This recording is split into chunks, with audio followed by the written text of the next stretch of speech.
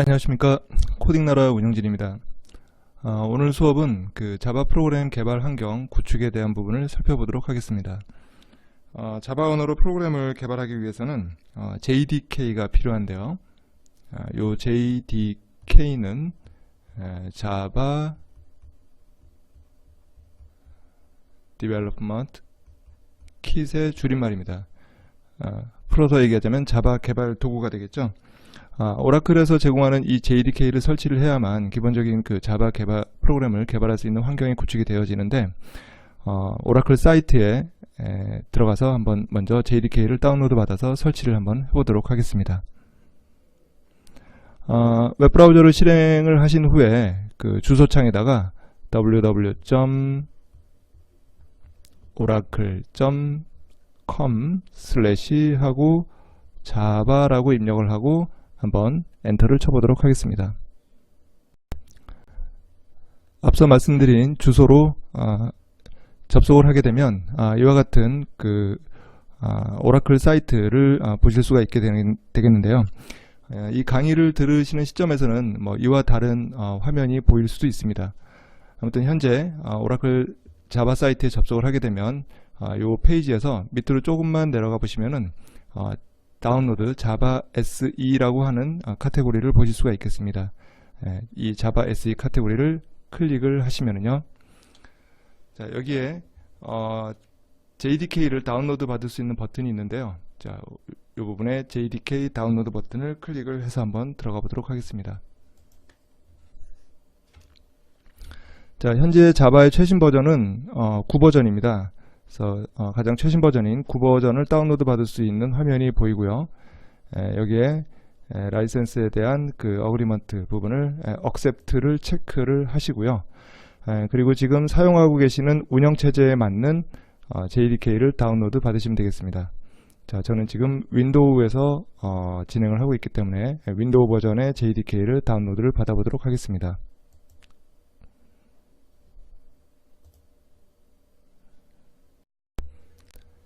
다운로드가 완료가 되면 다운로드 폴더에 JDK 설치 실행 파일이 보이게 되는데요. 이 설치 실행 파일을 더블 클릭을 해서 설치를 진행을 해주시면 되겠습니다.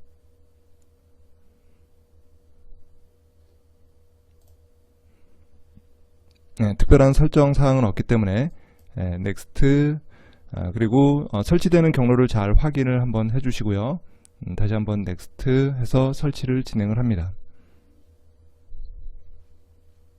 자, JDK의 설치가 완료가 되면은요,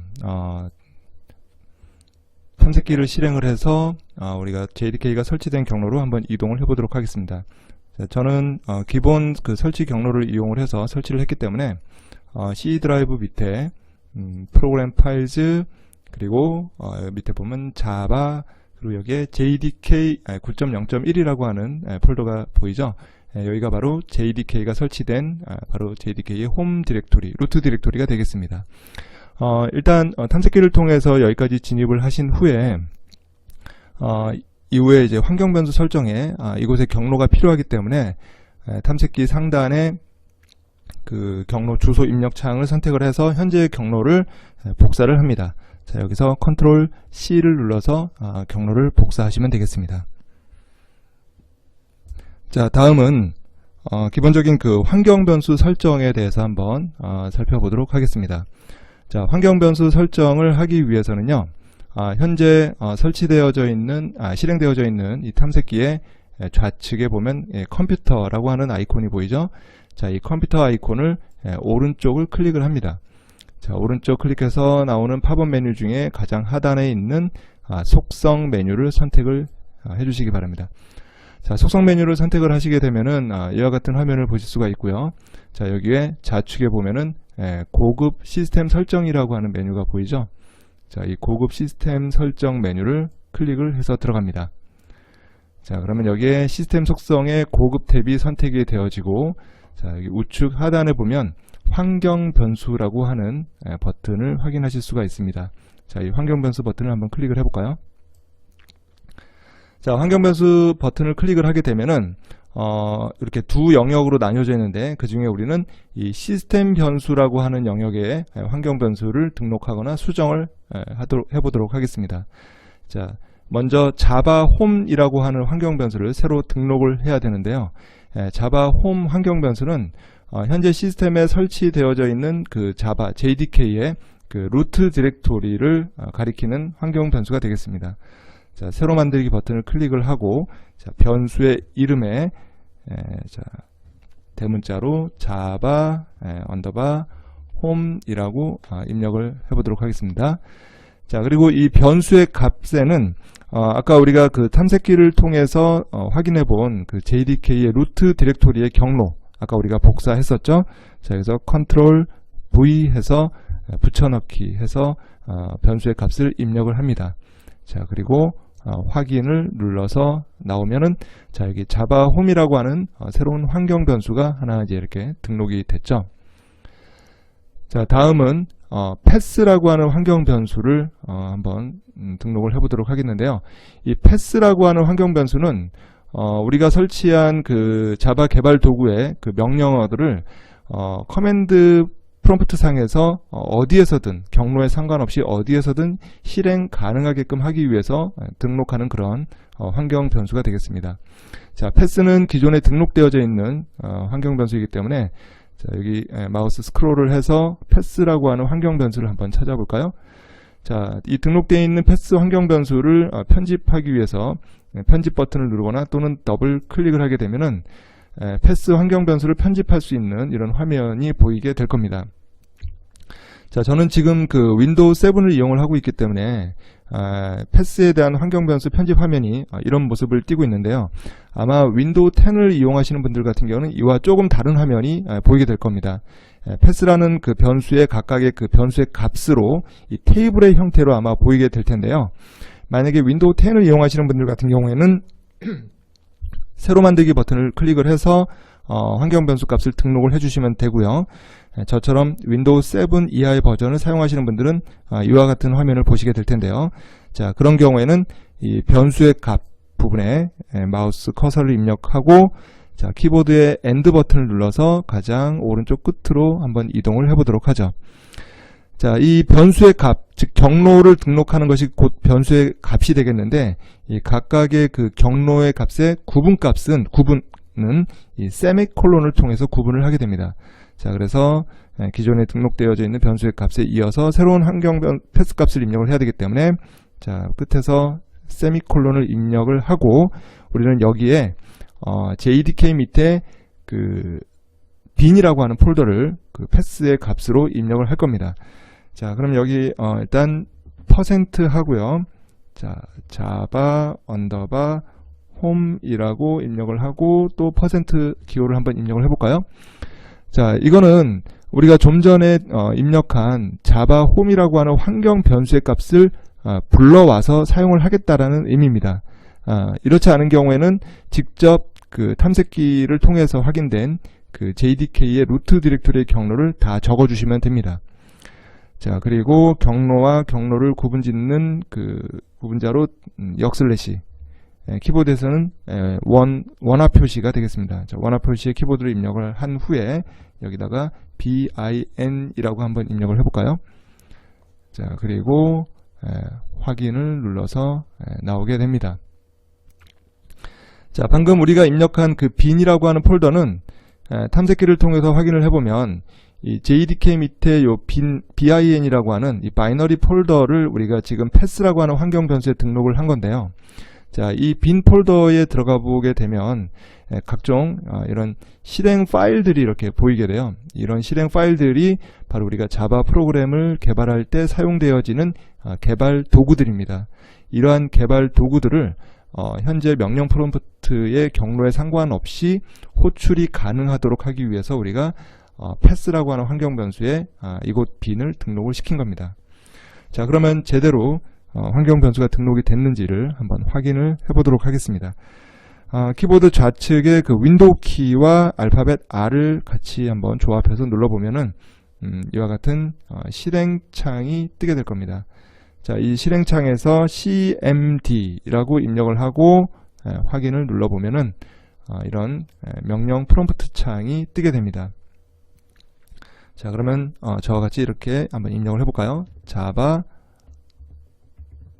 한 칸 띄고 마이너스 버전이라고 입력을 한 후에 엔터를 한번 쳐보죠. 자, 이 자바라고 하는 그 실행 명령의 이 버전이 출력이 될 겁니다. 자, 그리고 이번에는 자바 C라고 하는 명령을 한번 실행해 볼까요? 자, 이 자바 C는 컴파일을 하는 컴파일러 도구입니다. 자, 자바 C 똑같이 한 칸 띄고 마이너스 버전 그리고 엔터. 자, 이렇게 되면 자바 컴파일러의 버전이 9.0.1이다 라고 이렇게 출력이 될 겁니다.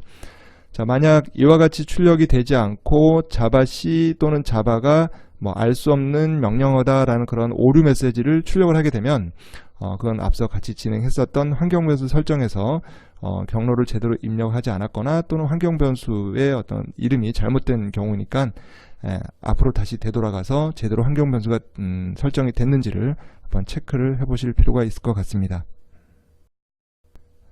자, 이번에는 자바 API를 한번 살펴보도록 하겠습니다. 자바 개발 환경을 설치하고 나면 그 자바 홈 디렉토리 안에는 그 오라클에서 제공하는 그 많은 그 클래스들이 있는데요. 이러한 클래스들은 그 개발자들이 그 프로그램을 만들 때 소위 그 프로그램을 좀 더 쉽게 빠르게 만들도록 하기 위해서 미리 만들어서 제공되어지는 그런 클래스들이라고 보시면 되겠습니다.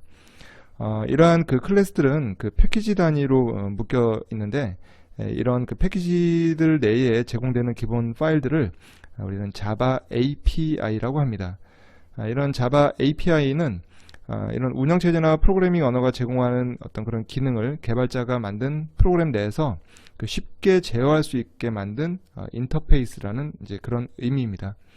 뭐 쉽게 얘기하자면은 프로그램을 보다 쉽고 빠르게 만들도록 하기 위해서 오라클에서 미리 만들어서 제공되어지는 어떤 그런 클래스들의 묶음이다. 뭐 이렇게 이해를 하셔도 좋을 것 같습니다.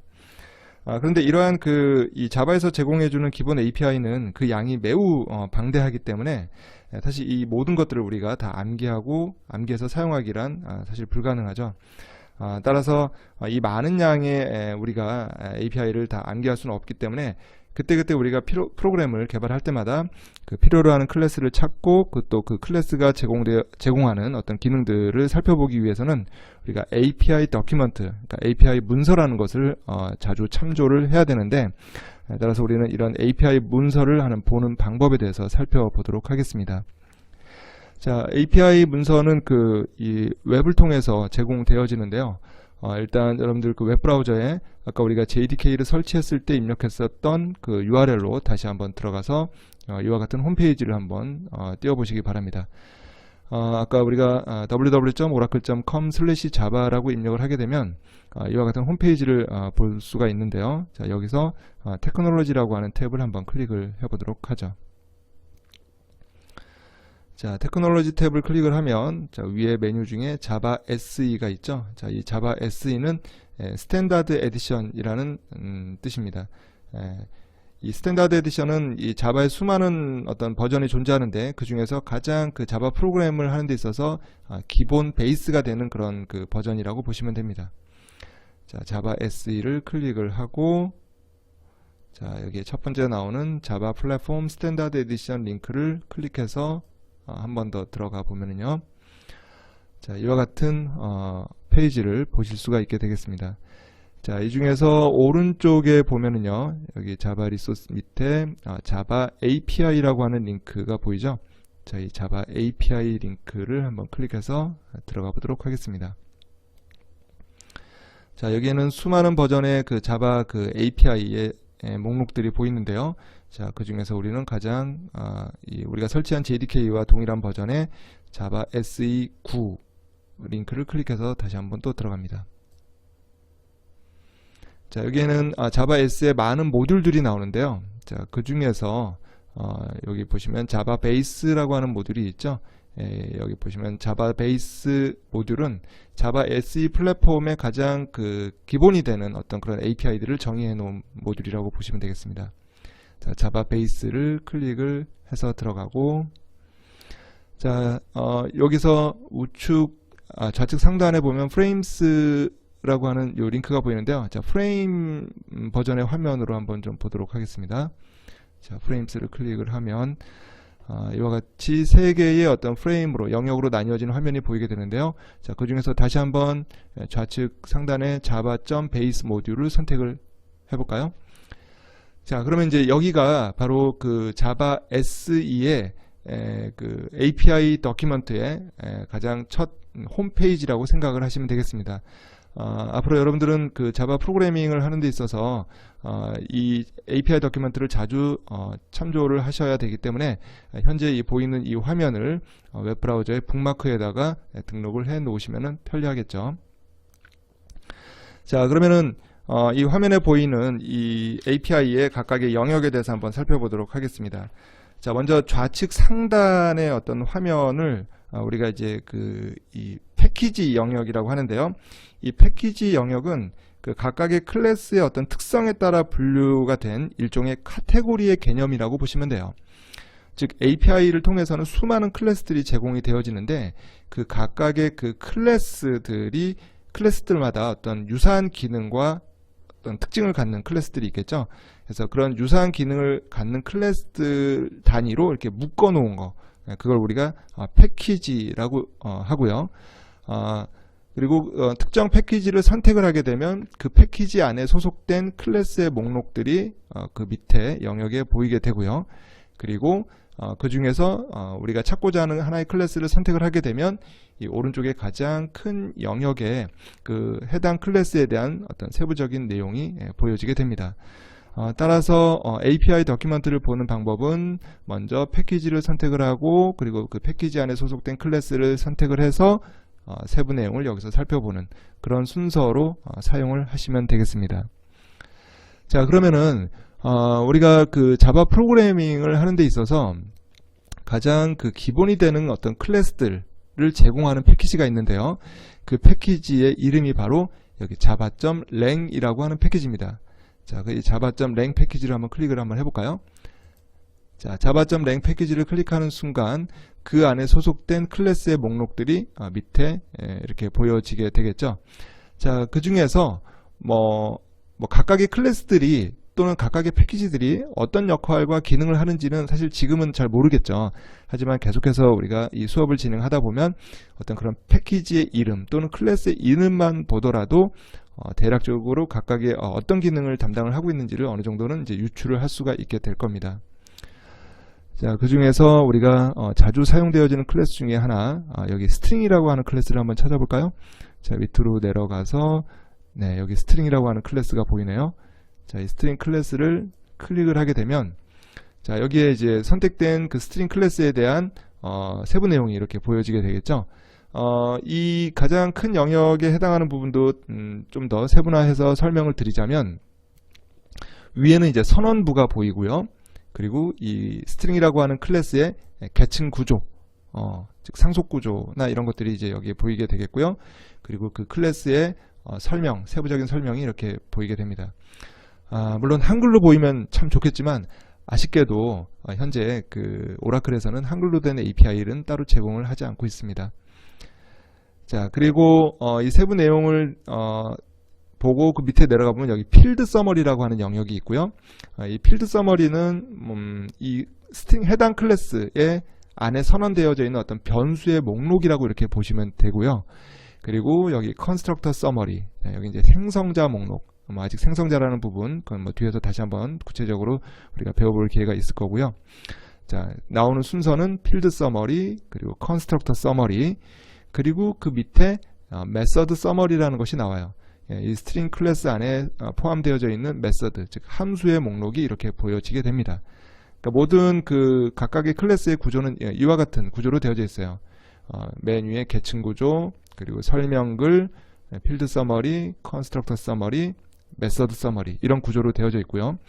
물론 각각의 클래스마다 어떤 공개적으로 사용 가능한 어떤 필드나 컨스트럭터나 메서드가 없는 경우도 있습니다. 그런 경우에는 이제 여기에 보여지지는 않겠죠. 그리고 특정 어떤 컨스트럭터나 메서드의 세부적인 사용 방법을 또 알고 싶으면 그 이름을 클릭을 하게 되면 또 세부 설명 페이지로 또 이렇게 이동을 하게 됩니다. 여기서는 기본적인 이런 사용 방법에 대해서만 한번 살펴봤고요. 앞으로 우리가 이 과정을 수업을 진행을 해 나가면서 종종 이 API 다큐멘트를 통해서 우리가 필요로 하는 클래스들이 어떤 기능들을 갖고 있는지를 한번 살펴보도록 하겠습니다. 여기까지 해서 자바 프로그램 개발을 위한 기본적인 환경 설정까지 한번 진행을 해봤고요. 다음 시간에는 자바 프로그램을 이제 개발을 하기 위한 이제 소스 에디터가 필요한데요. 우리는 이제 이클립스라는 것을 설치를 해서 실제 코딩을 진행을 해볼 텐데요. 이런 이클립스의 설치 및 활용 방법에 대해서 살펴보도록 하겠습니다. 그럼 오늘 수업은 여기서 마치도록 하겠습니다. 감사합니다.